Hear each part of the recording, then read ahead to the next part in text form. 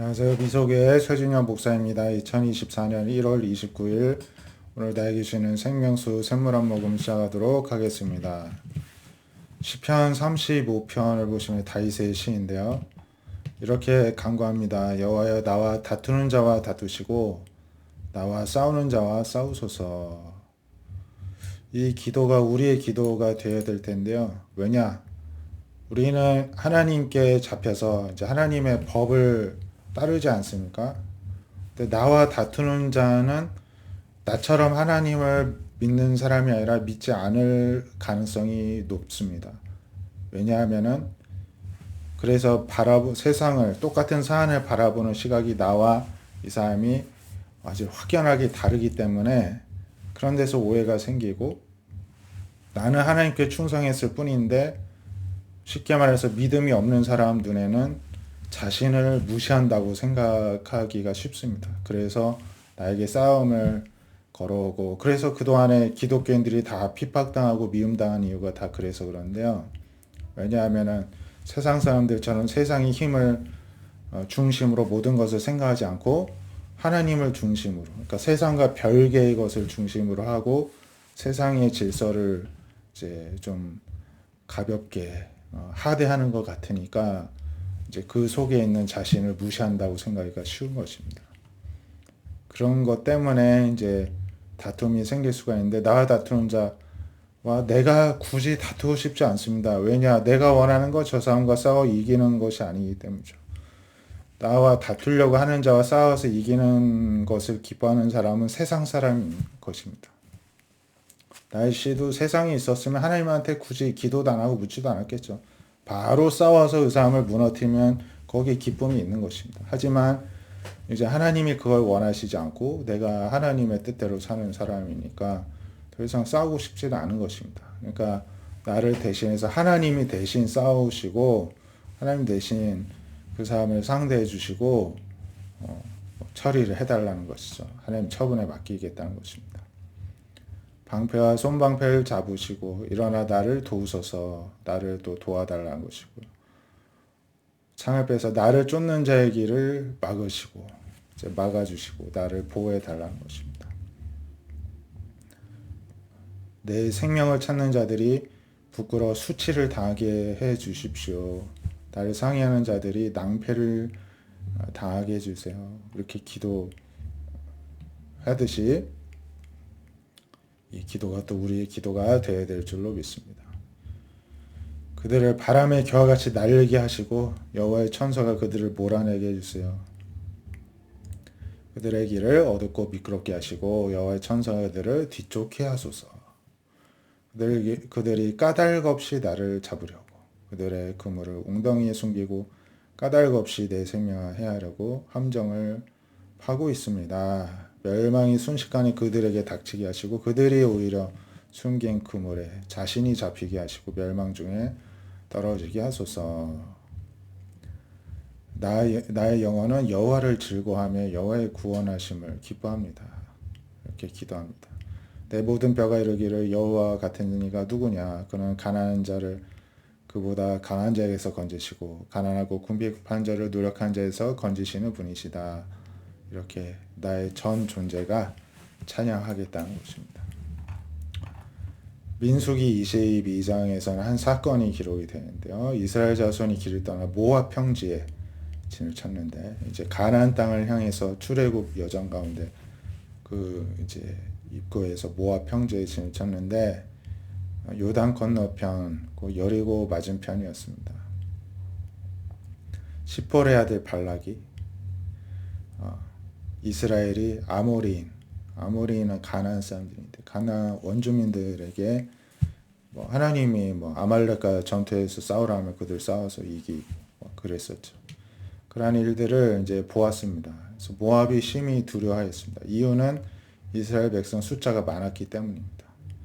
그래서 모압이 이스라엘 자손 때문에 이제 고민을 하였습니다. 그래서 미디안 장로들에게 말하기를 이제 이 무리가 소가 밭의 풀을 뜯어먹은 같이 우리 사방에 있는 거 다 뜯어먹을 것입니다. 그래서 이때에 시폴의 아들 발락이 모압 왕이었습니다. 그래서 사신을 보내서 부올의 아들 발람의 고향인 강가 부돌. 강가는 여기에 뭐 유브라데 강이라고 하는데요. 그쪽에 보내서 발람을 불러오게 하였습니다.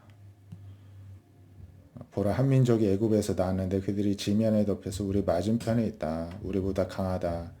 와서 나를 위해 이 백성을 저주하라. 내가 혹 그를 쳐서 이 땅에서 몰아내리라. 그대가 복을 비는 자는 복을 받고 저주하는 자는 저주 받을 줄 내가 알미라.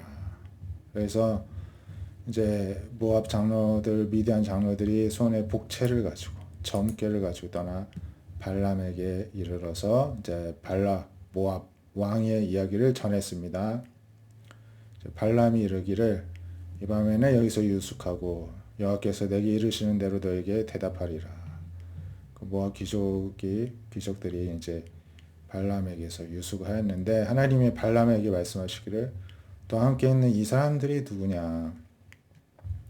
발람이 하나님께 대답하되 모압 왕 시보라도 발락이 보냈습니다. 애굽에서 뭐 그 했던 말을 이제 전했죠. 그랬더니 하나님이 너는 그들과 함께 가지도 말고 그 백성을 저주하지도 말라. 그들은 복을 받을 자들이다. 이렇게 알려주셨습니다. 그래서 아침에 일어나서 귀족들에게 너희 땅에 들어와라. 여호와께서 내가 너와 함께 가기를 허락하지 아니하신다 했습니다. 귀족들이 이제 발락에 가서 전하기를 우리와 함께 오기를 거절하더이다 했더니 다시 더 높은 고관들을 더 많이 보냈습니다. 그래서 아무것도 거리지 말고 내게로 오라. 내가 그대를 높여 크게 존귀하게 하고 무엇이든지 시행하겠다. 나를 위해 이 백성을 저주하라 했다는 것입니다. 또 이 발람이 신하들한테 말합니다. 그 집에 가득한 은금을 내게 줄지라도 내 말씀 어겨 덜하거나 더하지 못하겠노라. 그런즉 이 밤에 이제 유숙해봐라. 내 하나님이 뭐라고 말씀하지 알아보겠다. 이제 하나님이 또 그날 밤에 말씀하시기를 그 사람들이 너를 부르러 왔거든 일어나 함께 가라. 그러나 내가 너에게 이르는 말만 준행할지라. 이번에는 하나님이 가라고 하십니다. 하지만 하나님이 주신 말만 따르라고 하십니다. 그래서 그 다음날 함께 떠나는 것을 이제 볼 수가 있습니다. 예, 이 발람이 결국에는 이때에는 하나님의 뜻에 순종을 하는데요. 결국에는 이 발람도 바른 선지자가 아니었죠. 그래서 나중에 처형을 당하게 됩니다. 그래서 이러한 태도는 우리가 또 배워야 하겠습니다. 하나님께 여쭤보고 하나님의 말씀에 순종하는 또 우리가 될 수 있기를 바랍니다. 발람 때문에가 아니라 그 태도가 우리에게도 필요함을 또 생각을 해보게 됩니다. 사도행전 21장에 보면은 17절에서 이제 바울이 사역을 1, 2, 3차 전도 여행 다 마치고 이제 예루살렘에 다시 돌아갔습니다. 그래서 거기에 이제 믿음의 형제들이 영접해 주었죠. 바울이 이제 야고보에게 들어갔더니 장로들도 있고 무난하고 하나님이 자기 사역 가운데서 이방인들에게 많이 구원을 베푸신 것들을 다 보고했더니 그래도 함께 하나님께 영광 올려드리고 이제 바울에게 말하기를 유대인 중에도 믿는 자가 수만 명이고 다 율법의 열성을 가진 자가 있다 이렇게 이야기를 합니다. 그런데 이 유대인들이 하는 말이 바울이 이방에 있는 모든 유대인들을 가르치되 모세를 배반하게 하고 아들들에게 할례를 행하지 말고 관습을 지키라 한다고 그들이 소문을 들었다는 것입니다. 그러면서 그러면 어찌할꼬 그들이 필요한 그대가 온 것을 들으리니 이제 와서 보복할까봐 걱정된다는 것이죠. 그러면서 우리가 말하는 대로 하라 이제 말합니다. 선한 네 사람, 4명이 우리에게 있는데 그들을 함께 데리고 결례, 정결 예식을 행하라는 것입니다. 또 그들을 위해서 비용을 내어 머리를 깎게 하라는 것입니다. 나시린으로 하나님께 이제 그 자신이 드리기로 이제 서원을 하면요. 예루살렘에서 기도하다가 이제 나중에 또 머리를 깎는 절차가 있는데요. 이 정결 예식을 행하기 위해서 이들이 하나님께 그런 믿음이 있는데 비용을 낼 수가 없어서 재물을 준비를 하지를 못해서 어려움이 있는 이들을 또 믿음이 신실한 유대인들은 도와주었다고 합니다. 그래서 마치 바울도 이 율법을 잘 지키는 이들이 비용 문제로 어려움을 겪으니까 도와준 것처럼 이렇게 좀 포장을 하자는 것입니다. 그래서 그 유대인들이 소문이 들은 게 사실이 아니라 이 바울도 율법을 잘 지키고 행하는 사람인 것처럼 좀 보여주자는 것입니다. 그래서 이 부분이 속이는 것인가에 대한 문제가 있는데요. 그렇지는 않죠. 잘 지혜롭게 이용한 것이고 실제로 바울은 율법을 존중하고 지키는 사람입니다. 하지만 이제 예수님께서 율법을 완성시키러 왔기 때문에 예수님의 가르침이 더 우선된다는 것인 것뿐인 것입니다. 그래서 율법대로만 하면 할례자만 하나님의 자녀가 되지만 예수님의 복음에 의하면 무할례자 이방인들도 하나님의 자녀가 되고 실제로 그러한 또 그들이 구원받고 성령 충만한 이방인들을 많이 보았기 때문에 그런데 그런 오해가 와전돼서 이제 바울이 공격을 받았던 것 같습니다.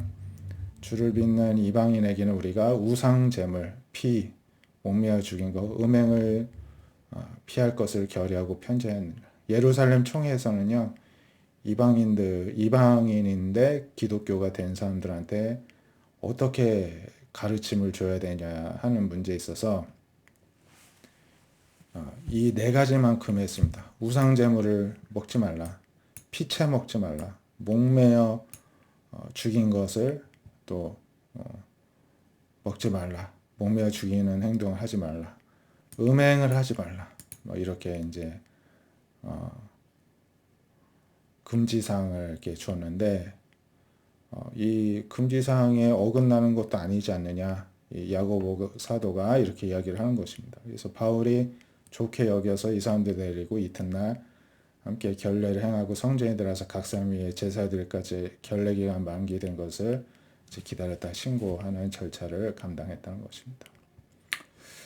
이처럼 이제 구약 시대 다윗이나 신약 시대 바울이나 하나님을 믿는 일에 있어서 오해로 인해 대적자들이 때론 생기고 고통을 겪는 게 사실입니다. 하지만은 하나님의 자녀가 백성이 된 것에 대한 우리가 일정 부분 대가를 치르게 되었다는 사실에 오히려 기뻐하고 기쁨으로 그 고난 가운데서 하나님의 은혜를 간구하면서 은혜로 끝까지 인내하고 승리하는 우리 모두가 되시기를 바랍니다. 기도하겠습니다. 하나님, 우리가 조금이라도 하나님의 뜻에서 벗어나지 않기를 원합니다.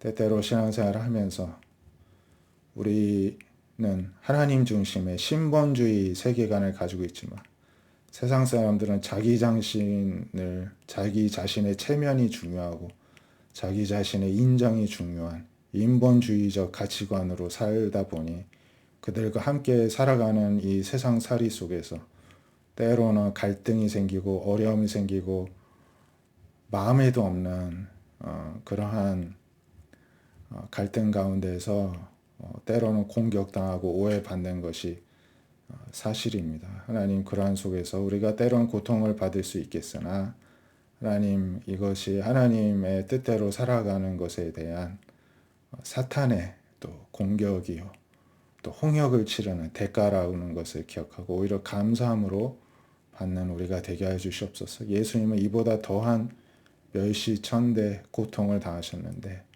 그럼으로써 우리를 용서받게 해주셨는데 그러한 주님의 고통에 조금이라도 흉내라도 내면서 참여하게 된 것에 오히려 감사하며 하나님께 영광 올려드리고 인내함으로 하나님의 구원과 또 하나님의 또 돌보심을 경험하는 우리 모든 성도님들 되게 하여 주시옵소서. 오늘 하루도 믿음으로 승리하는 하루 되게 하실 줄 믿사오며 예수님의 이름으로 기도드립니다. 아멘. 오늘도 한 주간도 믿음으로 승리하는 우리 모두 되시기를 축복드립니다. 감사합니다.